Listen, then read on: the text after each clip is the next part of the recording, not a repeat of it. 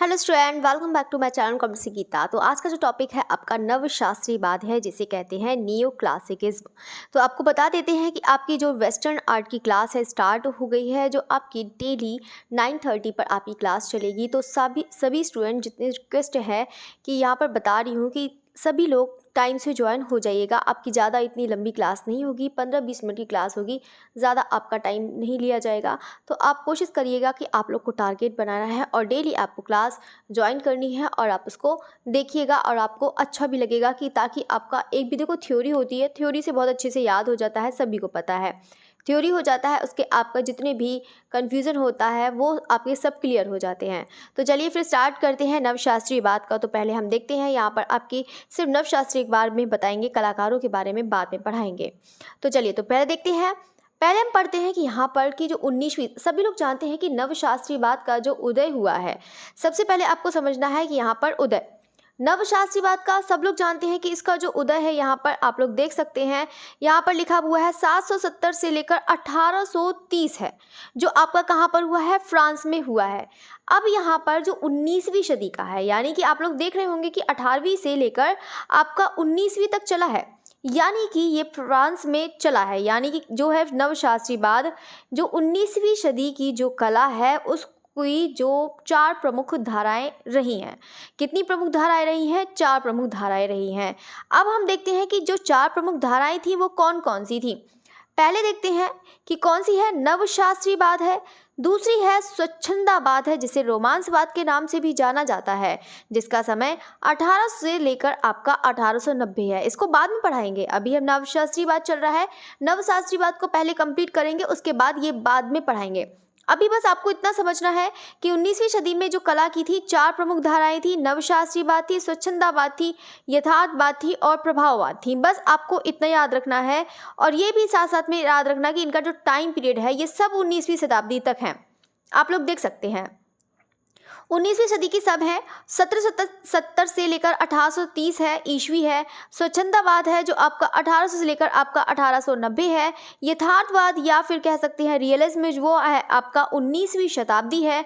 और प्रभाववाद इम्प्रेशनिज्म है यहाँ पर, जो कौन सा हो जाएगा, 1870 से लेकर 1885 हो जाएगा। देखो ये आपको मैंने इसीलिए स्टार्टिंग में लिख रखा है, आप लोग चारों को चारों याद कर ले कि कौन सी सदी का है, कौन से टाइम पीरियड का है, ये आपको पता होना चाहिए। देखो क्वेश्चन को थ्योरी पढ़ेंगे तो आपको बहुत अच्छे से समझ में आएगा, कभी भी आपका एक भी क्वेश्चन कभी गलत नहीं जाएगा वेस्टर्न आर्ट का।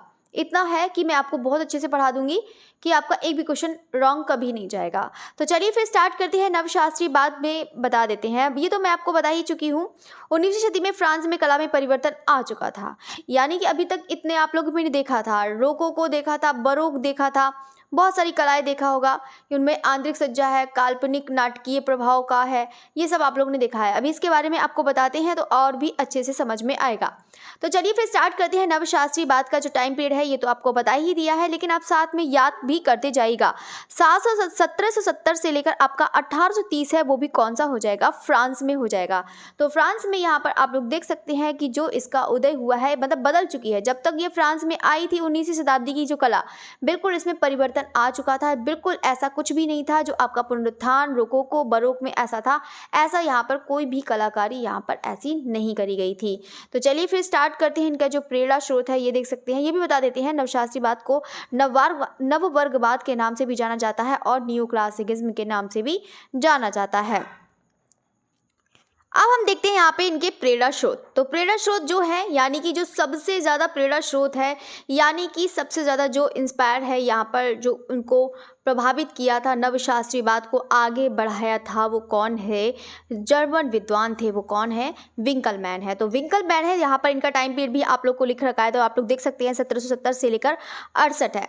तो विंकलमैन ने यहाँ पर बहुत सारे लेख लिखे थे इनके प्रशंसा में, जो आपका नवशास्त्रीवाद है इस पर। तो इसके जो प्रेरणा स्रोत है, इनका श्रेय किसको जाता है, जर्मन विद्वान विंकलमैन को जाता है, ये याद रखिएगा। बाकी हम बात करते हैं इनके जो जनक हैं। बाकी तो नवशास्त्रीवाद के बहुत सारे कलाकार हैं, मूर्तिकार भी हैं, लेकिन इनको जो जनक के रूप में जाना जाता है, यानी कि जो इसका जन्मदाता है, जनक है, वो कौन है, यहाँ पर जॉक लुइस दाविद हो जाएंगे। और इनका प्रथम चित्र कौन सा हो जाएगा, होरेशिया का प्रण या फिर कह सकते हैं ओथ ऑफ होराथी। कौन सा कह सकते हैं? ओथ ऑफ होराथी या फिर कह सकते हैं होरेशिया का प्रण। तो इसको अच्छे से अभी देखेंगे जब आपका आर्टिस्ट आएगा जॉक लुइस दाविद का, तो अच्छे से इसको देखेंगे। यहाँ पर आर्टिस्ट की पेंटिंग्स देखेंगे। अभी बस आपके उनके बारे में पढ़ना है, नवशास्त्रीवाद के बारे में पढ़ना है। क्वेश्चन है, क्वेश्चन नहीं है आपका, पॉइंट है, विषय। अब हम देखते हैं इनका विषय है। विषय कौन सा है? पौराणिक है, यानी कि पौराणिक कथाओं पर था, यानी कि जो सामाजिक पौराणिक जो कथाएं, यानी कि जो पहले की जो हो चुकी हैं, जो घटनाएं थी, उस पर इन्होंने मतलब वो विषय बनाया था। अब देखते हैं इनकी जो विशेषता है नवशास्त्रीवाद की। इस आंदोलन में रेखाओं को अधिक महत्व दिया गया है। अब पहले क्या होता था? आंतरिक सज्जाओं पर काम किया जाता था। बिल्डिंग देखी होगी आप लोग ने, गोथिक में देखा होगा, रोकोको में देखा होगा, ये सब ऐसा नहीं था। यहाँ पर इसकी जो चित्रकारी करी जाती थी, विशेषता थी, जो नवशास्त्रीवाद की विशेषता थी, वो कैसी थी? इस आंदोलन में रेखाओं को अधिक महत्व दिया गया। और इनका जन्म जो हुआ है, नवशास्त्रीवाद का जो जन्म है, वो कहाँ पर हुआ है? फ्रांस में हुआ है। और टाइम पीरियड भी याद रख लेना, 1770 से लेकर आपका कौन सा है? 1830 है। कहाँ पर? फ्रांस में। याद रखिएगा, ये 2 पॉइंट आपको याद रखना है, अच्छे से याद रखना है। अब हम बात करते हैं इनका जो विकास हुआ है, यानी कि जो विकास की तरफ जब गया था, अभी तो 18वीं से चल रहा था, 18वीं से 19वीं तक है, ये आपको पता ही है। इसका जो विकास है यहाँ पे 18वीं सदी के अंत तक, ठीक है, 18वीं सदी का जो अब का अंत आया है, यहाँ पर इसका विकास हुआ है। और 19वीं सदी का आरंभ में, यानी कि 19वीं सदी से पहले पहले आपका विकास हो चुका है इसका नवशास्त्रीवाद का। अब हम बात करते हैं यहाँ पे नवशास्त्रीवाद के जो विकास है, इसका नवशास्त्रीवाद का जो विकास है, अब इसके बारे में देखते हैं। तो पहले हम देखते हैं कि इन मतलब नवशास्त्रीवाद की शुरुआत कैसी हुई, इसका विकास कैसे हुआ, ये आया कैसे। तो पहले हम देखते हैं, यहाँ पर देख रहे हैं कि 18वीं सदी में रोकोको और बरोक शैली, रोकोको और बरोक शैली में आप लोगों ने पढ़ा होगा, जैसे रोकोको है, यहाँ पर आंतरिक सज्जा का प्रयोग किया हुआ है। जैसे कि आप लोग को मैं अभी पिक्चर दिखा दूंगी, आप लोग को अच्छे से और समझ में आ जाएगा। और बरोक शैली में क्या था? जैसे कि फव्वारे बनाना और नाटकीय प्रभाव दिखाना, छाया प्रकाश का नाटकीय प्रभाव दिखाना, मतलब ऐसी थी यहाँ पर पिक्चर्स, ऐसे इन लोग को ज़्यादा महत्व दिया था बरोक शैली और रोकोको शैली में। लेकिन यहाँ पर ऐसा कुछ भी नहीं था नवशास्त्रीवाद में। इसका जो सबसे पहले महत्व था वो रेखाओं का महत्व था, ये आपको याद रखना है।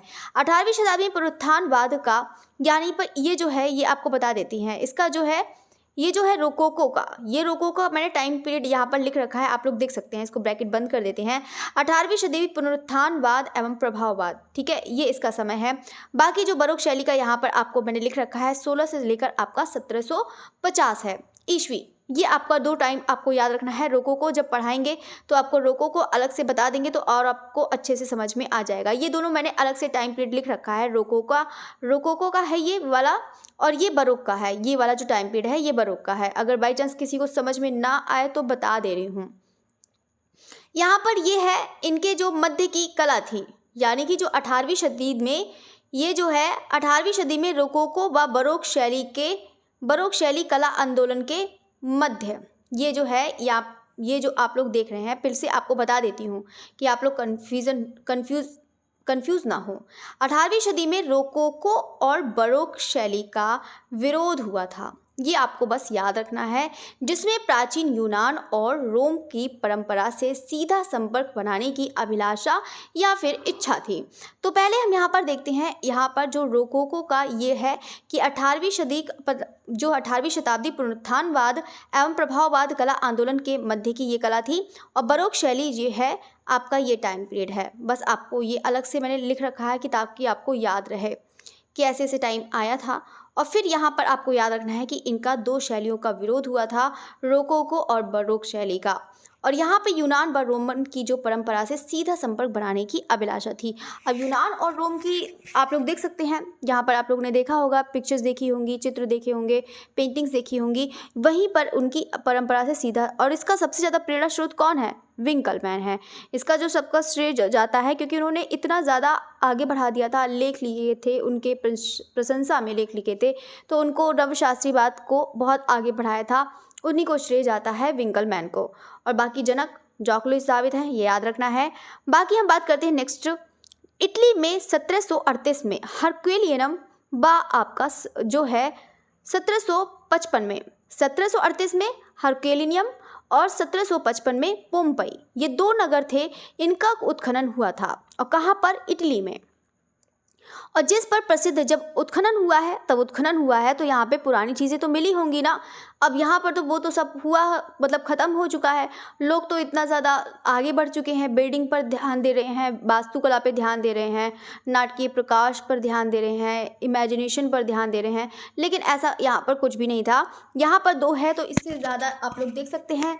इस पर यहाँ पर जिस पर प्रसिद्ध जर्मन विद्वान विंकलमैन ने ग्रीक मूर्तिकला की प्रशंसा में कई लेख लिखे। नेक्स्ट देखते हैं यहाँ पर। अब देखो यही चीज़ मैं आपको बता रही हूँ, जैसे कि रोकोको है, ठीक है, आप लोगों ने रोकोको, सभी लोगों ने पढ़ा होगा। रोकोको में क्या था कि लोग क्या करते थे, आंतरिक सज्जा पर ज़्यादातर ध्यान देते थे, आंतरिक सज्जा पर ज़्यादा ध्यान देते थे, उन पर चित्रकारी करवाते थे, ये सब ज़्यादा ध्यान देते थे।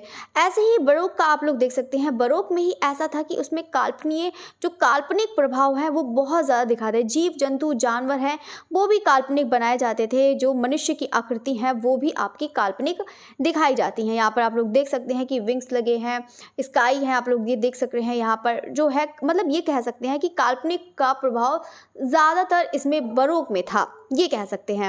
तो अब हम देखते हैं कि यहाँ पर जो इससे प्रभावित होकर, यानी कि अभी आप लोगों ने क्या देखा था, अभी आप लोगों ने यहाँ पर पढ़ा था जो विंकलमैन ने लेख लिखे थे।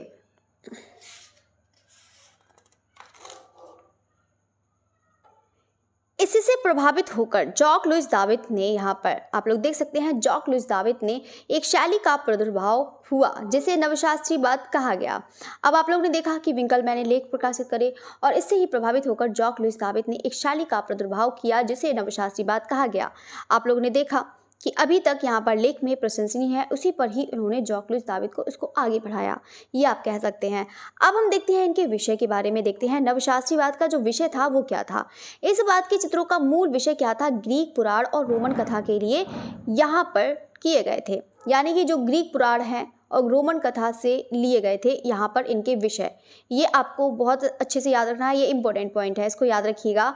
तो यहाँ पर आपको याद रखना है कि नवशास्त्रीवाद का जो विषय था वो क्या था, ग्रीक था। ग्रीक मतलब यूनान कह सकते हैं। रोमन कथा से लिए गए थे और आकृतियों को यहाँ पर आदर्श मानव शरीर सौंदर्य का प्रतिमान देकर यहाँ पर चित्रित किया था, यानी कि रेखाओं पर अधिक दिखाया गया था। जो रेखाएं हैं, मांसल है, यानी कि मांसपेशियों वाला, यहाँ पर अभी आपको दिखाएंगे पिक्चर, उसको भी आपका क्लियर हो जाएगा।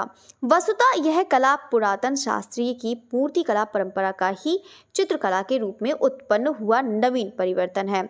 यानी कि आपने जो शास्त्रीय कला पढ़ी थी, अभी शास्त्रीय कला नहीं पढ़ाई है, उसको भी पढ़ा देंगे जब आपका पुनरुत्थानवाद बरोक कला आ जाएगा उसके बाद। देखो यहाँ पर जो पुरातन जो है शास्त्रीयवाद है, वहाँ पर मूर्ति कला में जो परंपरा का एक चित्रकला के रूप में, पहले यहाँ पर मूर्ति कला थी, जो शास्त्रीय कला थी वो एक मूर्ति कला से शुरू हुई थी। और यहाँ पर नवशास्त्रीवाद है। नवशास्त्रीवाद में क्या था, यहाँ पर चित्रों पर अधिक ध्यान दिया गया था, अधिक मतलब उस पर बनाए गए थे, चित्र ज़्यादा बनाए गए थे, पेंटिंग्स ज़्यादा बनाए गए थे।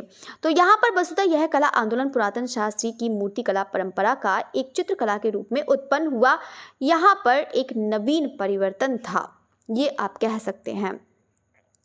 इस वाद में रेखा अनुपात, इस वाद में क्या था, रेखा अनुपात तथा मात्सल्य सौंदर्य को प्रधान माना गया है, जबकि रंग को गौण यानी कि इतना प्रमुख नहीं माना गया है रंग को। इसमें सबसे ज़्यादा जो दिखाया गया है, सबसे ज़्यादा जो जिसकी प्रधानता है वो कौन सी है, रेखा है, अनुपात है और मांसल प्रभाव, इसमें सौंदर्य दिखाया गया है। अभी हम देखते हैं इनकी पिक्चर्स में कैसा दिखाया गया है। जैसे कि आप लोग यहाँ पर ये पिक्चर्स देख सकते हैं, जैसे कि आप लोग देख सकते हैं बिल्कुल एकदम रेखाएं बिल्कुल बारीकी से दिखाई गई हैं। यहाँ पे मांसल यानी कि मांसपेशियाँ, यहाँ पर इसको देख सकते हैं, एक एक नसें बिल्कुल यहाँ पर दिख रही होंगी। ये चीज़ यहाँ पर इन्होंने बहुत अच्छे से अपनी पेंटिंग्स में दिखाया है। ठीक है, ये चीज़ कहने का मतलब ये है जो नवशास्त्रीवाद में है। अब हम बात करते हैं यहाँ पे नवशास्त्रीवाद में कार्य करने वाले मुख्य कलाकारों की भूमिका। यहाँ पर इनकी क्या क्या भूमिका थी, जो कौन से कलाकार थे जिन्होंने यहाँ पर इसकी भूमिका निभाई। अब कौन कौन है, तो चलिए फिर देखते हैं। फ्रांस में जॉक दाविद बा अंग्र, जॉक दाविद बा अंग्र इसके प्रधान प्रवर्तकों ने भी इस वाद के अंतर्गत कार्य किया। ऐसा नहीं है कि जॉक दाविद ने ही सिर्फ पूरा श्रेय जाता है, यहाँ पे अंग्र को भी जाता है। तो इस शैली का चरम विकास अंग्र की कला में देखने को मिलता है। अभी इसका जनक कौन है, जॉक लुइस दाविद हैं। अगर हम बात करते हैं इनका जो चरमोत्कर्ष देखने को मिलता है सबसे ज़्यादा, वो आपके अंग्र के, यहाँ पे इंग्रेस बोल सकते हैं या फिर अंग्र बोल सकते हैं, इनकी कला में देखने को मिलता है, जिसके चित्रों में यहाँ पर रेखा का ही अधिक प्रधानता है। यानी कि जो अंग्र ने चित्र बनाए हैं सबसे ज़्यादा इन पर रेखाओं का अधिक प्रभाव देखने को मिलता है। अंग्र की जो कला है उनके में रेखाओं का अधिक प्रभाव देखने को मिलता है। जॉक दाविद का चित्र जो कौन सा है, होरेशिया का प्रण है, नवशास्त्रवाद का प्रधान चित्र माना जाता है। अब कौन सा है होरेशिया का प्रण, आपको दिखा देते हैं चित्र, ये वाला होरेशिया का प्रण।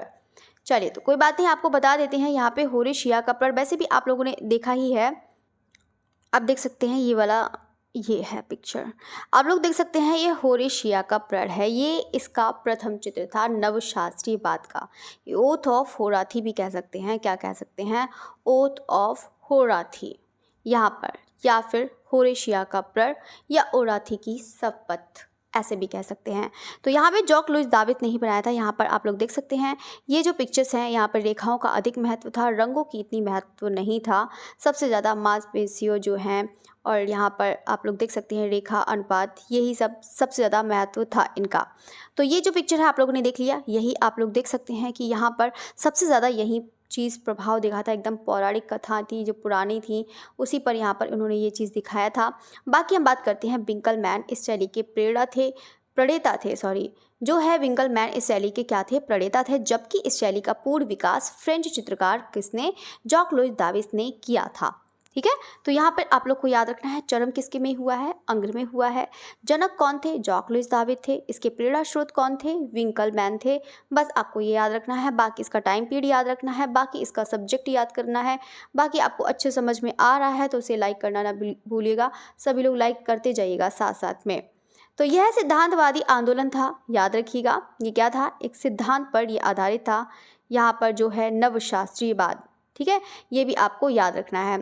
अब हम बात करते हैं नेक्स्ट जो है आगे चलकर, ये जो था नवशास्त्रीवाद है जो आगे चलकर यह स्वच्छंदतावाद यानी कि रोमांसवाद में विलीन हो गया। यानी कि आगे चलकर ये क्या हुआ था, नवशास्त्रीवाद, ऐसे नहीं कि इतनी जल्दी नवशास्त्रीवाद खत्म हो चुकी है, यानी कि ये नवशास्त्री में जाके एक विलीन हो गया, ये लुप्त हो गया, यानी कि उसका भी प्रभाव आगे चलकर आपको देखने को मिलेगा।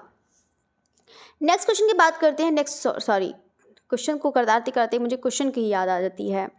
यहाँ पर ये तो आपको पूरा समझ में आ ही गया होगा, इसकी पूरी थ्योरी समझ में आ ही गई होगी। मुझे नहीं लगता है कि अब नवशास्त्रीवाद का आपको एक भी चीज़ का कन्फ्यूज़न हो रहा होगा। अब जो सबसे ज़्यादा इम्पोर्टेंट है, जो सबसे ज़्यादा एग्जाम में पूछा जाता है, कोई सा भी वाद हो, कोई सा भी कला आंदोलन है, उसके सबसे ज़्यादा कलाकार पूछे जाते हैं। पहले तो आपको टाइम पीरियड याद रखना है कलाकारों का, बाकी क्योंकि सीक्वेंस में लगाने को आते हैं नेट में, तो याद रखिएगा।